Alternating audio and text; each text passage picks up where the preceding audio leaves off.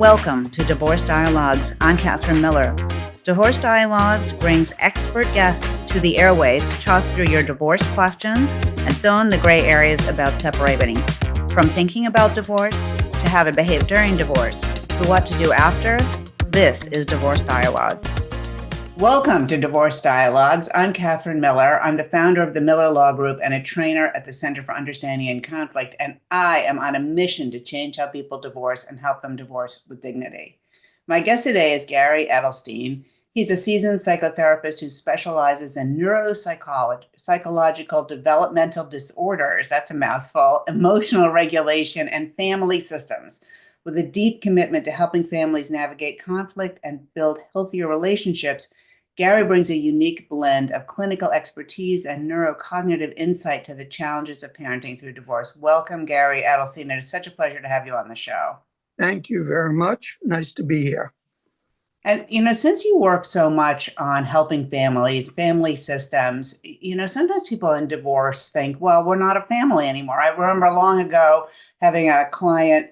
I had written I'd given them a folder with the Smith family, not their name, but the Smith family written on the outside. And one of them crossed out family and said, we're not a family anymore. But I think that's not true. I think that, and I really hate the term broken family, because, to your kids, you're still family. And so you may not be husband and wife anymore, or husband and husband, or wife and wife, or whatever, spouses, but you're still parents. So in the work that you do with families, Gary, what are some of the most common and behavioral challenges that our children, so this is still their family, face during, through and after the divorce, and how can parents help them with that? Well, one of the things I tell parents when they ask about what are they going to say to their children about divorce, one of the things I recommend is to tell them that they will always be their children's parents, and that commitment and devotion will exist forever. And, I really think that. And when divorce does occur, it's really important to establish a collaborative co-parenting relationship, particularly where the children are experiencing, emotional, psychological, or neurodevelopmental issues. Really, the core of what I work on with families is preventing the polarization of parental perspectives on the children's behavior and emotional issues. As that polarization increases and concretizes, the level of conflict increases. In fact, with kids who have special needs, it's often a major source of the divorce or the conflicts that lead to the divorce. So I'm always working to heal that polarization and to create a formulation that's based on neurocognitive principles rather than valuative principles that will, sort of bind and allow for that collaboration. All right, so break that down into English. Can you give an example of what polarization might look like? So a typical situation is that a child is manifesting certain behavioral problems like lack of compliance. They don't listen. They become emotionally dysregulated. They have very violent, explosive temper tantrums. They refuse to go to school. So those are the problems that the parents are then addressing. The problem is that one parent may take one perspective on that, being that the child is just being oppositional and defiant and characterize it as negative behavior. The other parent may have a sense of the child's vulnerability and a sensitivity to that vulnerability. Now, as those problems continue to develop, that polarized view continues to operate. And so that one parent is being very authoritarian, punitive, and controlling, while the other parent is tending to do the opposite, developing a more protective and enabling set of parenting behaviors. Those clashing parenting behaviors become very confusing to the child, and potentiate the erosion of parental authority, which makes those problems much worse, And so we really need to get those parents on the same page in terms of what is causing those problems and how to address them in a more emotionally neutral and sort of sensitive way. Yeah. You know, I think you made reference to this earlier, Gary Edelstein, but I find that a lot of my clients come in to the beginning of the divorce process.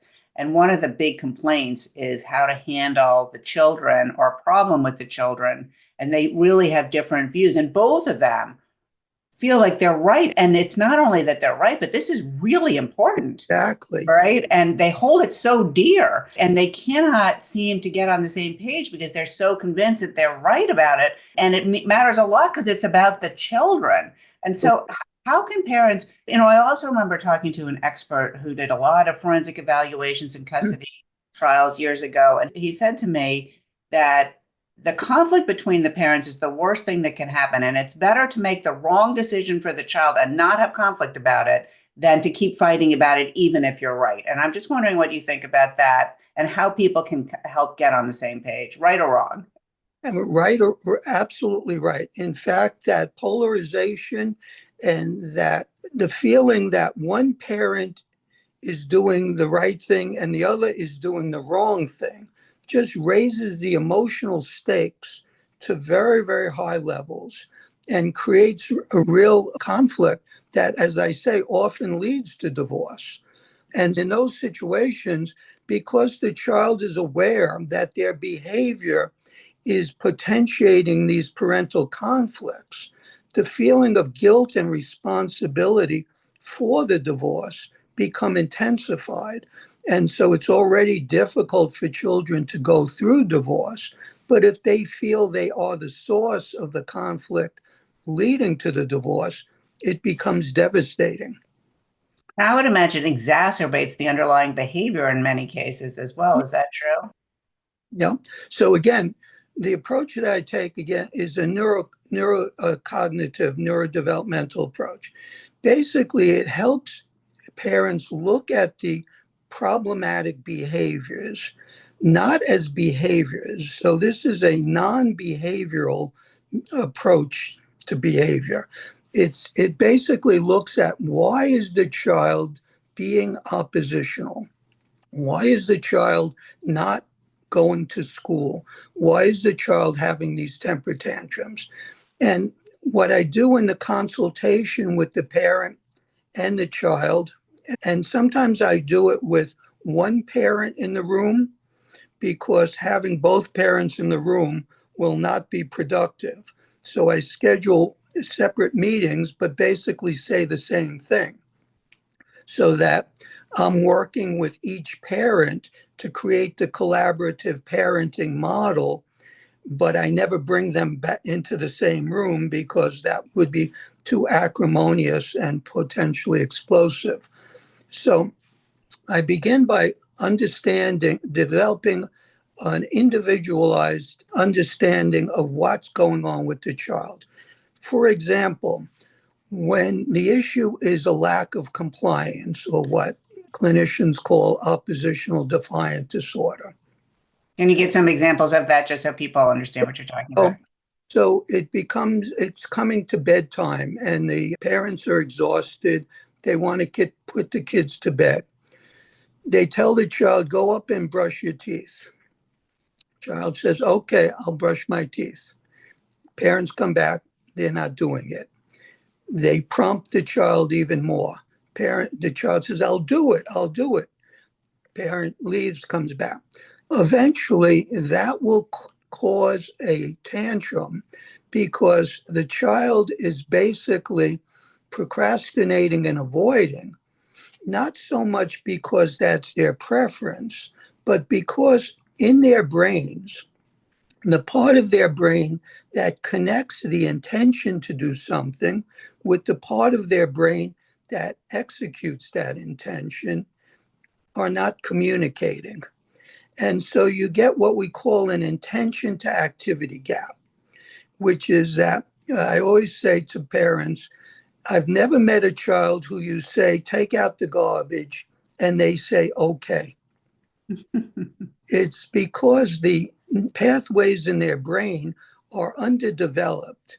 And so that intention to activity gap becomes present in every direction that the parent gives.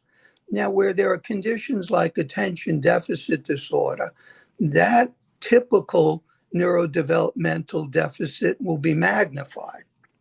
And so you get a pattern of non-compliance. As the parent views that as oppositional behavior, they treat it in a kind of authoritative, punitive way. The child reacts to that harsh tone and things escalate.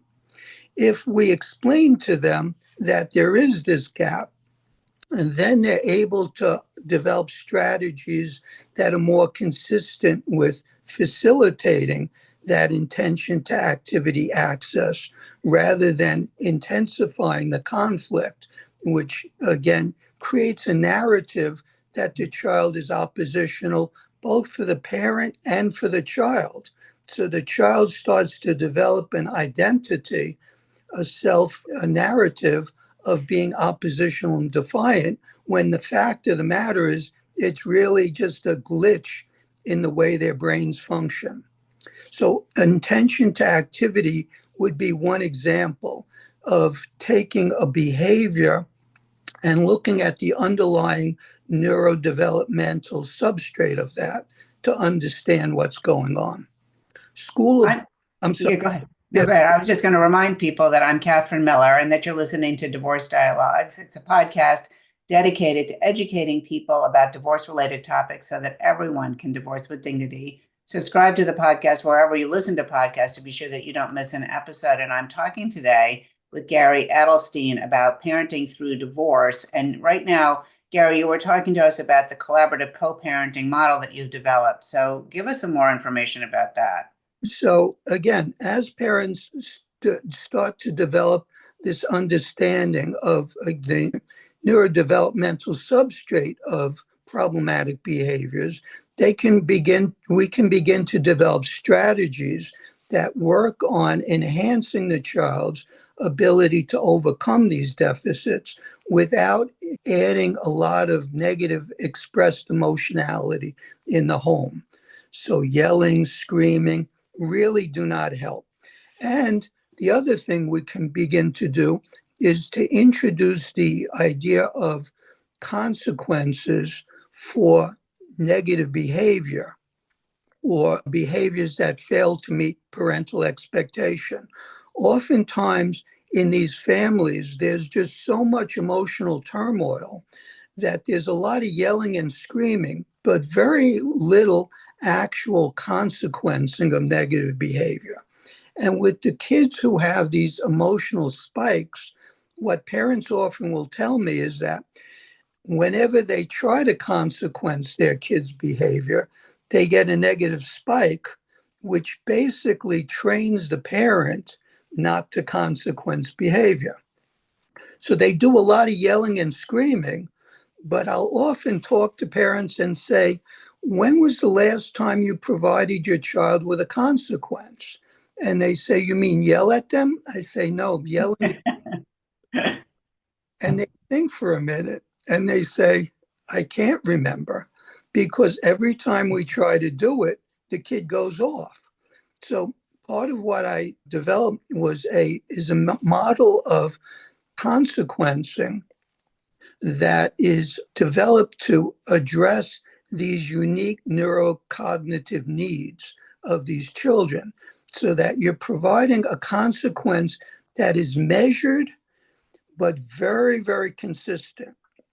So But let me just interrupt you there one second, because I noticed that you're using the word consequence and not discipline. Yeah, that's right. And so I just want to highlight that, Gary Edelstein, so that our listeners make sure that they highlight that too. So could you just talk about that for a couple seconds? Yeah, I'm really glad you raised that. A consequence is basically a communication to a child of two things. One, I don't like what you did. And two, we're in charge. Now, if you say that to some of these kids, they'll go off because they have real issues about authority and control. And so you have to develop the consequence as a message, as a communication of those two things. The analogy I often use is that, I live in a small town where the speed limit in the middle of the town is about 25 miles an hour. But people are speeding through and, trying to get to work. So they're going 50, 55 miles an hour. Town gets very tired of that. So they put a police car around the curve. And every time people speed, police car pulls them over. The officer says license, registration, writes a ticket, and says, have a good day. That means that the officer is not yelling and screaming or spraying you with pepper spray. They're basically giving you a message that speeding is not tolerated here. And if that police car is there all the time, people will eventually learn to slow down. So the consequence is like that. It's a measured, formal statement of behavioral statement of authority. And so the consequence is essentially a delay that creates a space where the child can reflect on being impatient, but connecting that to what they've done. And so the methodology I utilize is that first, parents identify what behavioral changes they want to see. Usually, emotional regulation is the first area. So, helping children not have tantrums. Usually, a secondary is compliance, and maybe a third is respectful attitude. But you can only work on one thing at a time. And so if you're working on emotional regulation, you're using your consequencing just to reinforce and incentivize the child to regulate their behavior. So the first step is that the parents together, if possible, create the expectation, which is a statement: your emotional explosions are unacceptable. When they occur, something will happen. There will be a consequence. That's not a discussion. It's not litigation. It's a parental declaration. Because what we're trying to do with these kids is reinforce or rebuild parental authority, which is often eroded by these emotional spikes. Second thing is that after the expectations are provided, the parents then have to work together to develop a menu of consequences that conform to this consequence model, that are not punitive or excessive, but that can be given out consistently. Because what's going to change the child's behavior is not the intensity of the consequence, it's the consistency of the consequence. Because what we're really trying to do is change the child's cost benefit analysis of performing the negative behavior. We're basically incentivizing them to change their own behavior by creating enough of a consequence and expectation of consistency of consequence to change that behavior, just like the police officer's presence is going to change the speeding behavior. Third part is that this menu of consequence is given to both parents, so that once this is done, the parents never have to talk about this again. If the one parent sees a failure to meet expectation, they select from the menu that they created together, or if the other one does, they do the same. So that even if they're in two separate households, the crime is going to be the same and the consequences are going to be the same. So that saves parents having to have these discussions about, oh, did he really do this? Is the punishment too severe? Because those kinds of conversations create much more parental conflict than it's necessary. Absolutely. Let me just stop you there for 1 second because I really do want to also highlight this, Gary Edelstein, and that is that I think that when parents have joint legal custody, meaning that they've got joint decision making, right? And it's easy. Oh, yeah, we can do that. We can choose their doctors together, where they go to school and all that sort of stuff. But, I always push them a little bit.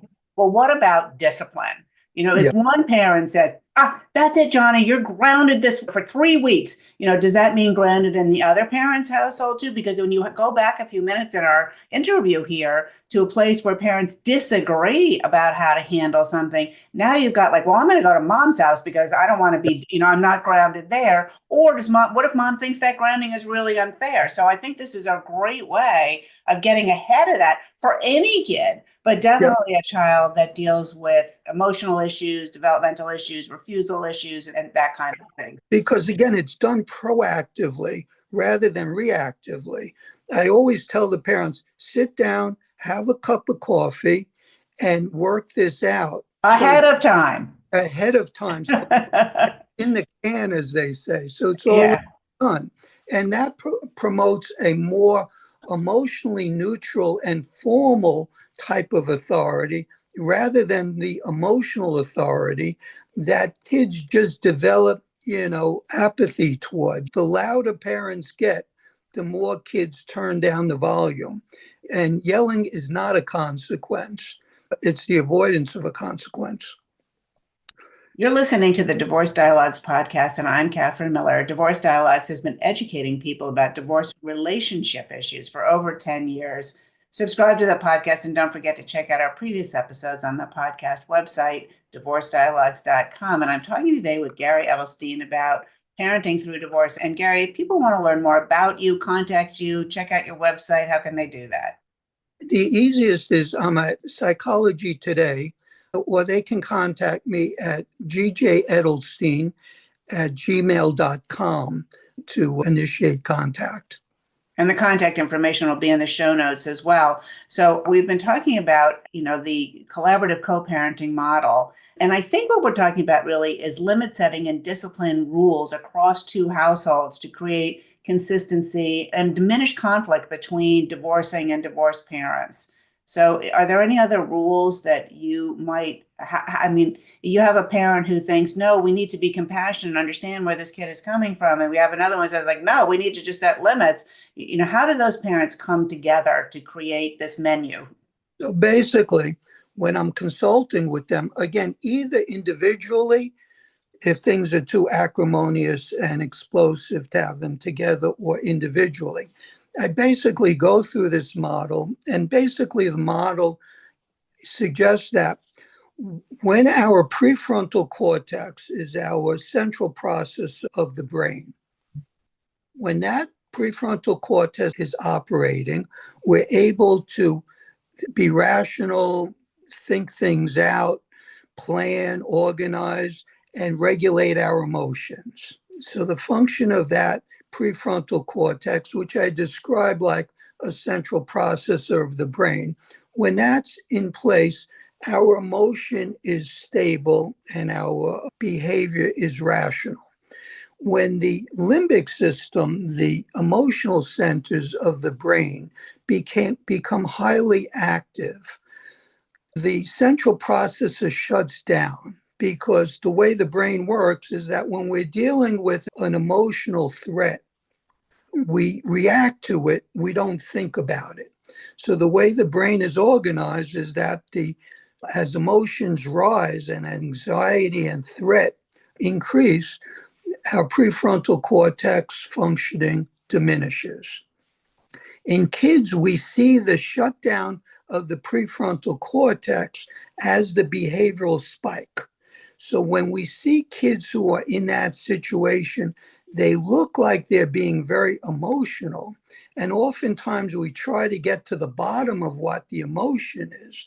But in fact, it's emotional dysregulation. because the central processor has shut down, and you'll see just intense emotionality, but not genuine emotion. So it's emotional dysregulation. And oftentimes parents will try to get to the bottom of what's going on during that spike. The problem is during that spike, auditory processing, which is one of the functions of the prefrontal cortex, is shut down. So any verbal feedback is like an irritant to the central nervous system, which actually causes an intensification in the duration of the spike. So whenever I'm talking to parents about kids managing these crises, I say anything you say to your child during the spike will add 3 minutes to the duration of the spike, simply because the child can't process it. And that's what you're seeing, is an absence of processing. So as I provide information like that to parents, they become more aware and more confident in being able to manage these crisis situations without themselves becoming desperate and emotionally dysregulated as well. So it promotes a pattern of, again, I call it more formal authority. The other thing that I instruct parents to do is you don't consequence during the spike, you delay consequencing until the child's central processor has rebooted and they can learn from the consequence. So the consequence is not a behavioral intervention. It's not a reinforcement. It's an educational intervention that teaches the child that it's not in their best interest to engage in these negative behaviors. The key to this is that it has to be done enough times that those neural pathways, which are plastic in children, become redeveloped to facilitate children's emotional inhibition. You know, as I'm listening to you talk, I have 5 kids and they're all adults now. But boy, is this a walk down memory lane? Yep. And as our grandchildren get to be born, I'm thinking, wow, maybe we should just get them in touch with you a little bit of ahead of time before that all happens, because that idea that you're, you know, in this yelling match with your kid and they're like, you're late for school, you know, it's not making any difference at all. And the only thing that I can think about with my youngest, who's 22 now, was I remember her saying to me, Mama, I don't like it when you yell at me. And at me thinking, you know, oh, okay, I get that. And then when she was yelling at me a few days later, weeks later, I said to her, you know, I don't like it when you yell at me either. And it was a real watershed moment in our relationship. Like we were like, oh, neither one of us likes it when the other one yells at us. So, One of the goals I always identify is lowering the decibel level.